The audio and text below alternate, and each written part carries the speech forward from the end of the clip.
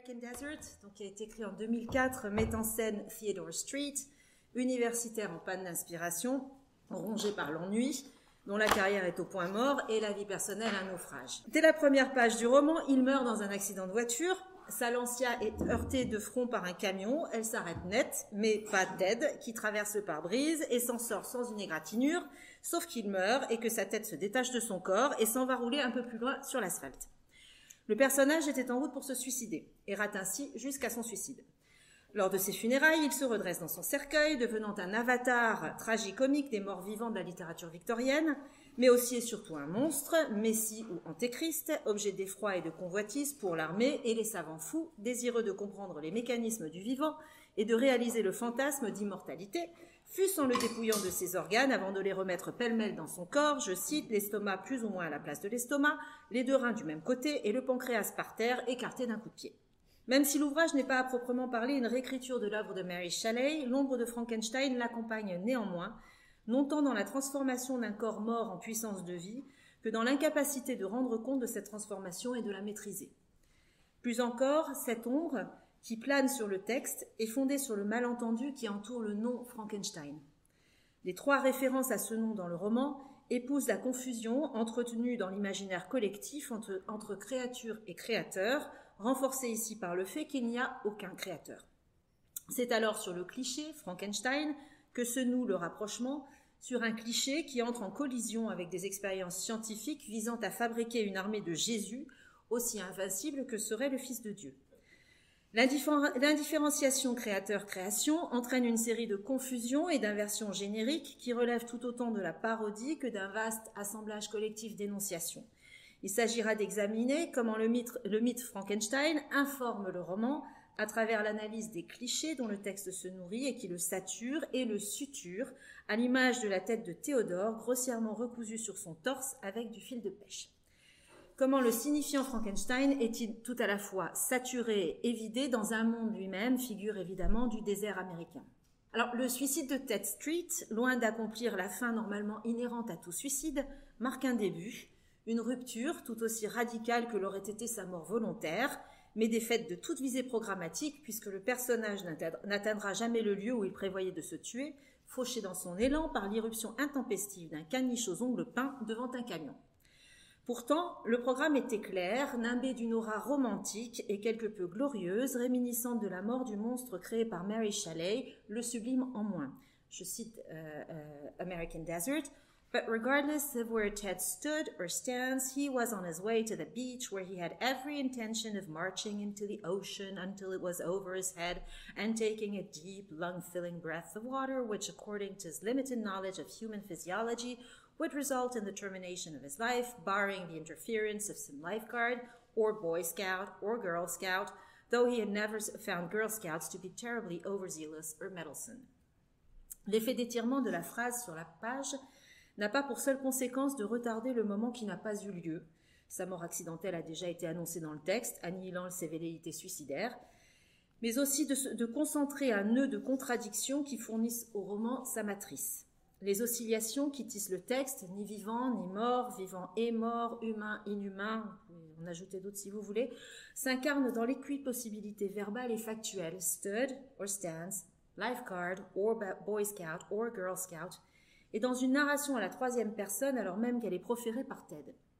Bien plus, alors que le suicide prévu par Ted devait aboutir au bien improbable engloutissement de son corps par les flots, c'est-à-dire à sa disparition littérale de la surface de la Terre, sa mort accidentelle aboutit à sa surexposition, de même que la phrase s'étale, visible sur le papier, insistante, à coups de propositions et de retournements, dans un différement de sa fin, alors que les propositions successives n'en finissent pas de s'annuler, ou tout au moins de s'évider. Chaque hypothèse est en effet systématiquement déséquilibrée par la possibilité de son annihilation, jusqu'à créer une sorte de monstre linguistique, lorsque Ted hybride le souffle et l'eau, a deep, lung-filling breath of water. En substituant l'eau à l'air, la fonction respiratoire se trouve inversée et le souffle de vie se transforme en souffle de mort. En d'autres termes, c'est du principe vital de respiration qu'est ici censé surgir la mort, à l'inverse de la créature de Frankenstein, fabriquée à partir de corps morts et qui, elle, contrairement à Ted, disparaît bel et bien dans l'océan à la fin du roman de Mary Shelley. Ce qui se dégage de cette longue phrase est un processus d'anéantissement que va démentir l'ensemble du roman. À la disparition programmée s'oppose une hypervisibilité qui n'est pas sans lien avec la survivance du mythe de Frankenstein et son imprégnation dans la mémoire collective. Avant même sa résurrection et la fureur médiatique qui s'ensuit, Ted est exhibé dans ce qui amorce le freak show du roman, lorsque l'assistant du médecin légiste part littéralement en tournée, s'arrêtant successivement dans un fast-food, au domicile de sa mère, dans une librairie de BD, sur un parking interlope où il propose, contre une poignée de dollars, de, je cite, voir le Maccabée, dont la tête a été placée sous le bras gauche du cadavre dans le sac qui le transporte à la morgue.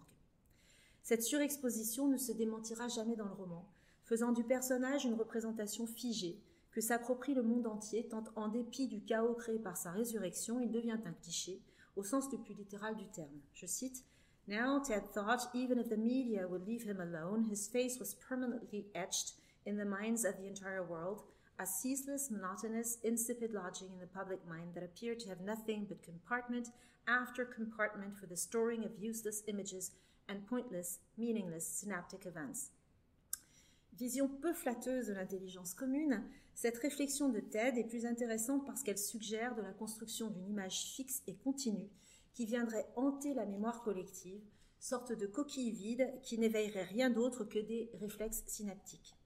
C'est sur son visage que se cristallise cette mémoire, détournement d'un regard indifférencié qui se pose, en fait, sur les sutures qui rattachent sa tête à son tronc, visage qui agit comme un spectre, gravé en arrière-fond, etched, formant un tissu continu, ceaseless, monotonous, sur lequel ne s'inscrit rien d'autre qu'une forme d'aporie ou d'évidement. L'événement est ainsi paradoxalement neutralisé en dépit de sa surexposition, car ce n'est pas tant l'événement de la résurrection de Ted qui occupe le monde entier, qu'un archivage stérile, la compilation d'images qui échouent à faire sens et sont réduites à n'être que des signifiants sans référent.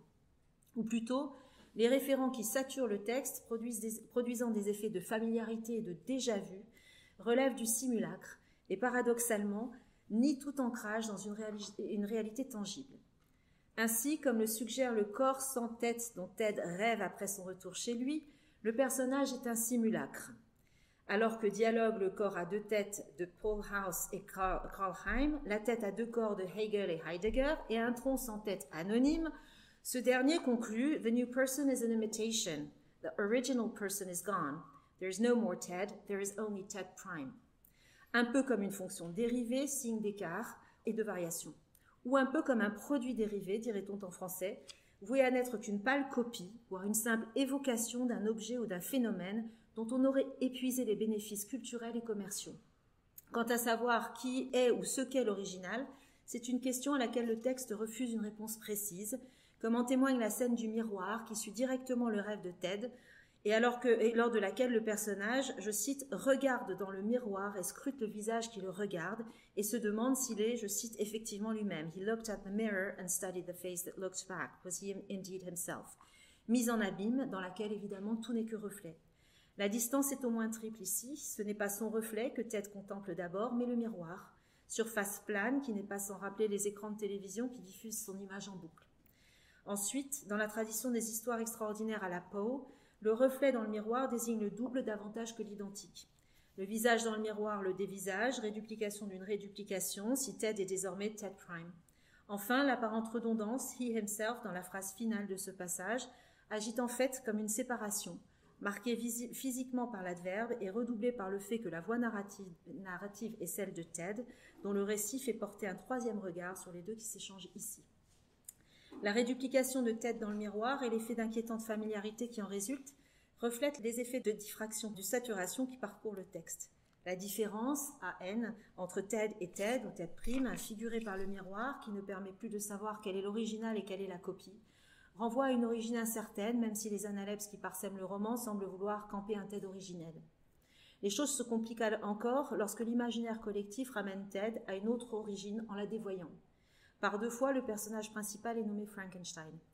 Nom bien commode pour désigner l'impensable, à savoir un être dont le statut d'humain reconnu comme tel par ses semblables, ses frères, est sérieusement ébranlé par la solution de continuité que figurent les points de suture sur son cou.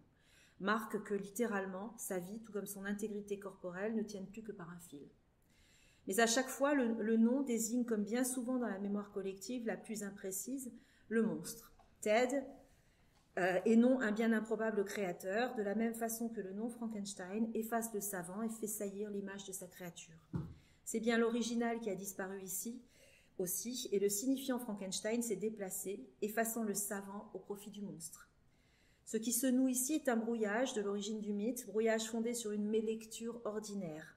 Le nom Frankenstein a échappé à sa créatrice, Mary Shelley, pour acquérir le statut sinon d'un nom commun, du moins d'un cliché subsumant le concept de monstruosité, et partant, sur une appropriation du nom par une mémoire collective aussi défaillante que désireuse de figer le nom et d'arrimer le corps de Ted à une référence somme toute rassurante, parce qu'elle permet de comprendre et de comprendre, prendre ensemble, de faire entrer dans un cadre familier. En ce sens, le personnage central de American Desert semble paradoxalement incarner cet archiphénomène de la mémoire, comme le dirait Derrida, que Derrida nomme la trace. La trace du récit original dont Jean-Jacques Le Cercle montre à quel point il est lui-même davantage une ligne de fuite qu'un point d'origine, une tension, je cite Jean-Jacques Le Cercle, indice d'hésitation, d'ambiguïté, voire déni, est certes récupérée comme matrice, mais seulement dans ses effets. Que pour les autres personnages, Ted incarne le monstre, l'inscrit dans une filiation, une forme de généalogie apte à réconcilier les contraires et à rendre compte de l'impensable. Tout cela permet, quelle que soit la peur et l'incompréhension qu'il suscite, de le rendre tangible et de lui accorder une place et une présence dans le monde du roman en l'inscrivant dans une descendance linéaire qui propose un récit aussi faux soit-il. En d'autres termes, la prolifération du nom Frankenstein rétablit l'illusion d'une présence pleine et à défaut de lire l'origine permet de lier, comme le fait maladroitement le fil de pêche, qui maintient la tête à sa place. Elle permet de dire l'altérité radicale que représente Ted, ni vivant ni mort, vivant et mort, et surtout de lui donner forme en rattachant la trace visible de son altérité au fantasme d'une visibilité déjà connue. En faisant appel au nom Frankenstein, Anna, la belle-sœur de Ted, et Avery, l'avatar de Virgile qui guide Ted dans les sous-sols infernaux de la zone 51, délimitent un cadre à même de contenir le chaos et de donner sens en subordonnant le nouveau Ted à une origine.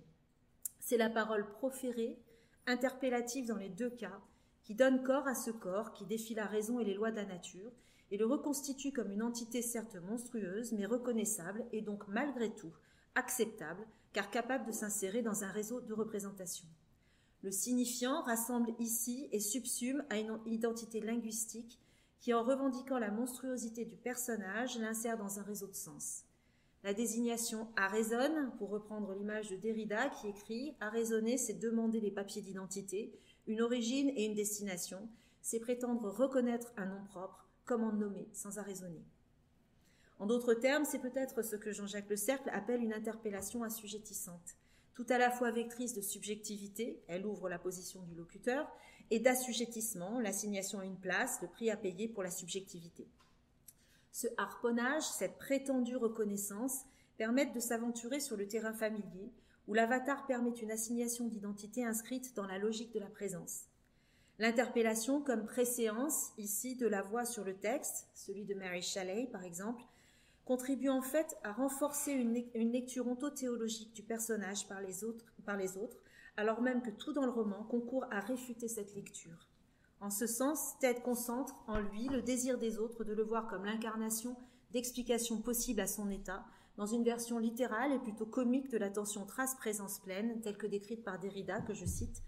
La subordination de la trace à la présence pleine, résumée dans le logos, l'abaissement de l'écriture au-dessous d'une parole rêvant sa plénitude, tels sont les gestes requis par une ontothéologie déterminant le sens archéologique et eschatologique de l'être comme présence, comme parousie, comme vie sans différence, autre nom de la mort, historiale métonymie où le nom de Dieu tient la mort en respect.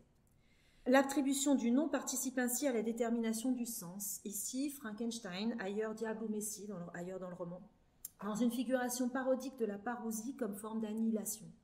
En d'autres termes, étant subordonné à la présence spectrale du modèle qu'on lui impose, Ted est du même coup effacé dans la singularité de son expérience et de l'événement qui fait de lui un oxymore en différant l'accomplissement de sa mort. Ou pour le dire autrement, en repliant Ted dans un signifiant désarrimé de tout signifié initial, on le transforme en évidence, ce qui a pour effet d'évider tant le nom que celui du créateur imaginé par Mary Shelley, car cela implique cette reconnaissance du nom propre dont parle Derrida. Cette évidence, c'est ce que Jean-Jacques Le Cercle appelle force invisionnaire qui opère, dit-il, par sidération. Je cite Le Cercle, « L'image s'impose au spectateur, elle lui impose l'histoire qu'elle raconte, le mythe qu'elle porte et transmet. C'est ainsi que fonctionne l'idéologie, à l'évidence. » Il se dégage de cette évidence un agone, une violence extrême qui insère le personnage dans une histoire qui n'est pas la sienne. La violence inhérente au roman ne tient donc pas tant à la rupture initiale, la tête décollée du tronc par l'accident, qu'aux tentatives de soudure, qu'il s'agisse du fil de pêche dont la fonction est détournée ou du raccord à une image véhiculée par une mémoire collective nourrie d'avatars plus que d'originaux. Cette violence fait retour sur le personnage de manière presque physique. The Frankenstein comment hit Ted like a brick. He realized he was in fact a monster, engendering fear in everyone who crossed his path. His daughter, the zealots, Dr. Lyons, the guards, everyone, except the man whom he was in the process of mating at chess. Plusieurs choses se dessinent ici. D'abord, au petit niveau de la deuxième phrase que je viens de dire ici, l'inversion se consolide. Si Ted est nommé Frankenstein, le savant qui expérimente sur le vivant ne l'est pas. The man whom he was in the process of mating at chess. Et alors que le docteur Frankenstein craint sa créature dans le roman de Mary Shelley, ce n'est pas le cas de Oswald Avery, dont la tâche consiste à cloner Jésus avec un succès tout relatif. Ensuite, l'attribution du nom Frankenstein joue pour Ted comme une révélation. He realized that he was in fact a monster, qui le rapproche du monstre initial. D'ailleurs, Ted n'est pas sans affinité avec le monstre du mythe original et le roman d'Everett se place de manière subreptice en miroir de celui de Shelley, faisant résonner les deux textes comme dans un jeu d'écho. Ils portent les mêmes interrogations, mais comme dans un miroir déformant. Dans le conte de Shelley, lorsque Victor rencontre le monstre, ce dernier lui demande de l'écouter. Son observation des hommes qu'il a croisés sur son chemin lui a fait prendre conscience de sa condition d'être irrémédiablement autre, qui n'entre pas dans les cadres. « And what was I » s'écrie-t-il. Ça, c'est dans le roman de Mary Shelley. La scène semble se rejouer quasiment à l'identique dans American Desert, lorsque Ted est examiné par un médecin et demande « Then what am I ?» Anomalie, les deux personnages partagent les mêmes interrogations ontologiques, une forme d'indécision qui les définit en creux par la négative. Le monstre de Shelley se dessine dans ce qui le différencie des hommes. Je cite « My creation and creator, I was absolutely ignorant, but I knew that I possessed no money, no friends, no kind of property. I was besides endued with a figure hideously deformed and loathsome. I was not even of the same nature as man. Was I then a monster, a blot upon the earth, from which all men fled, and whom all men disowned ?» Ce qui prédomine ici est l'absence, le vide sémiotique qui se traduit au mieux par une tache, a blot, c'est-à-dire par ce qui vient souiller un monde régulé par l'argent, le lien social, la propriété, mais aussi le jugement esthétique et moral, hideously deformed and loathsome. La tache est également une figuration de l'informe, de ce qui introduit la menace d'une déstabilisation de l'ordre et de ce qui, inévitablement, attire le regard alors même qu'on voudrait l'ignorer. D'où la fuite, which all men fled, comme si cette tâche exerçait une sorte de force centrifuge, celle-là même qui provoque la peur dans l'entourage de Ted, dont la remarque apparaît presque comme un calque de celle du monstre, à la différence près qu'il substitue l'affirmation « He realized he was in fact a monster » à l'interrogation « Was I then a monster ?» Ted connaissait l'être, et la position d'un nom commun, monster, sur sa condition, résulte d'une connaissance, de l'implicite contenu dans la référence au texte originel et d'une équivalence entre le nom et la monstruosité. Il reconnaît, dirait Derrida, le nom propre.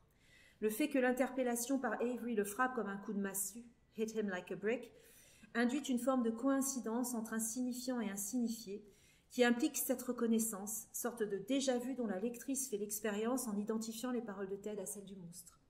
Mais cette reconnaissance est biaisée. D'abord parce qu'elle ne fait que rejouer une partition dont elle est la copie. Une copie certes bizarrement originale, mais passée au tamis des codes discursifs ou de ce que Jean-Jacques Le Cercle appelle ces coutures qui se laissent voir.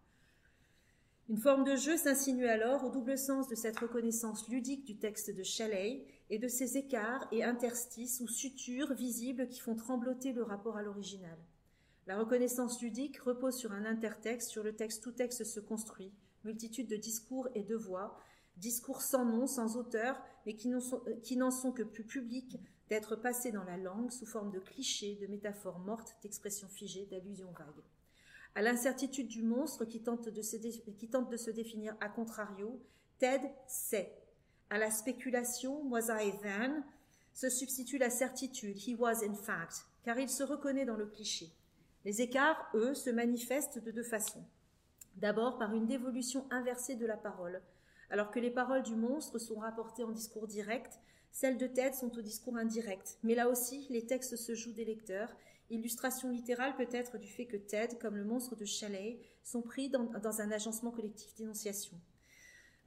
Comme le dit Deleuze, l'agencement collectif d'énonciation n'a pas d'autres énoncés que ceux d'un discours toujours indirect. Le discours indirect est la présence d'un énoncé rapporté dans l'énoncé rapporteur, la présence du mot d'ordre dans le mot. C'est le langage tout entier qui est discours indirect. Loin que le discours indirect suppose un discours direct, c'est celui-ci qui s'extrait de celui-là, dans la mesure où les opérations de signifiance et les procès de subjectivation dans un agencement se trouvent distribués, attribués, assignés.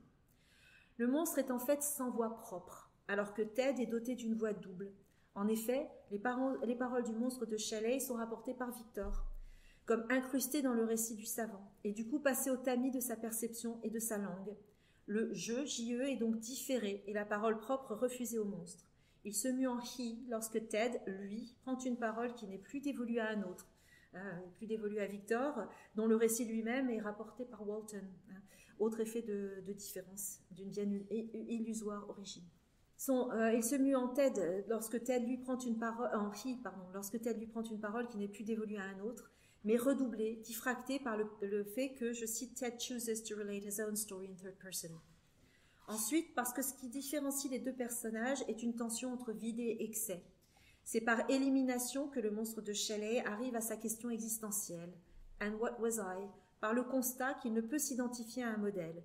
Il n'est rien, ou il est un monstre, ce qui revient ici un peu au même dans la mesure où toute présence lui est refusée, parce qu'aucune catégorie ne lui correspond. A l'inverse, Ted souffre d'un trop-plein. J'ai un petit peu triché tout à l'heure en citant la question qu'il pose. Then what am I? Parce que je l'ai sortie de son contexte. Alors que la question du monstre est le fruit d'un déni de choix, celle de Ted résulte d'un surplus de possibilités incompatibles. Voilà le contexte. It seems I'm dead, Ted said to his wife. Obviously you're not Mr. Street, Timmons said. Then what am I? La question de Ted ne porte pas sur une quête ontologique, mais sur un état. Mort, pas mort, ni vivant, ni mort, mort et vivant. Aucun des deux états n'annulant l'autre. Ted restera en suspens dans un entre-deux tout au long du roman. Pour conclure rapidement, ce surplus de possibilités nous ramène à la question du nom. Comme le rappelle Jean-Jacques Le Cercle, le monstre n'ose même pas dire « qui étais-je donc ?», car le discours philosophique l'exclut. Il n'y peut figurer que comme objet d'expérience, une fiction. Le discours religieux, au contraire, lui renvoie une image de lui, mais une image indécise parce que dédoublée, et qui ne lui assigne pas une place. Fin de citation. Deux choses m'intéressent particulièrement ici. Le monstre ne peut figurer que comme fiction. Il n'a pas finalement de place assignée. C'est peut-être là que l'ombre de Frankenstein se retourne comme un gant, si vous me pardonnez l'image, dans le roman d'Everett. Car Ted est avant tout un tissu de fiction, et se retrouve par là avec une multitude de places assignées, mais flottantes et fluctuantes. Contrairement au monstre de Shelley, le nom ne lui fait pas défaut, et si la signifiance du monstre tient à son anonymat, la sursignifiance de Ted tient à la saturation de sens suggérée par la multiplication des désignations, souvent par le truchement d'un nom propre. Dans ce roman, le nom, quel qu'il soit, met en branle l'emballement interprétatif, créant un effet de contamination permanent, au point d'aboutir à un certain nombre de collisions préfigurées par la collision initiale entre la voiture de Ted et le camion UPS. Theodore Street, Mr. Frankenstein. La conflagration de ces noms est en soi une forme de chimère, cadeau de Dieu ironique, Theodore, figure de l'américain moyen, Mr. Street, annonce peut-être aussi de sa mort au coin d'une rue, avatar contemporain d'un mythe. Ted condense autant de possibilités, elles-mêmes décuplées par des collisions sonores plus ou moins subtiles, lorsque par exemple les membres d'une secte vouée à détruire le malin qu'ils croient enfin avoir capturé se mettent à annoncer « Dead, Ted, dead, Ted, dead, Ted, dead, Ted, dead, Ted », dans une monotonie tautologique qui a pour visée d'anéantir symboliquement Ted, mais qui n'aboutit qu'à une bouillie verbale dans laquelle se dissout le sens. Si selon Derrida, le nom a résonne, il aurait plutôt tendance ici à désarimer, préférant les effets d'anamorphose, l'évanescence d'images qui se dissolvent, à peine le nom propre les a-t-elle esquissées. L'ombre qui plane est alors comme la survivance d'une image sur la rétine, image linguistique, image visuelle, image textuelle, recyclée et parodiée peut-être, mais surtout libre de droit.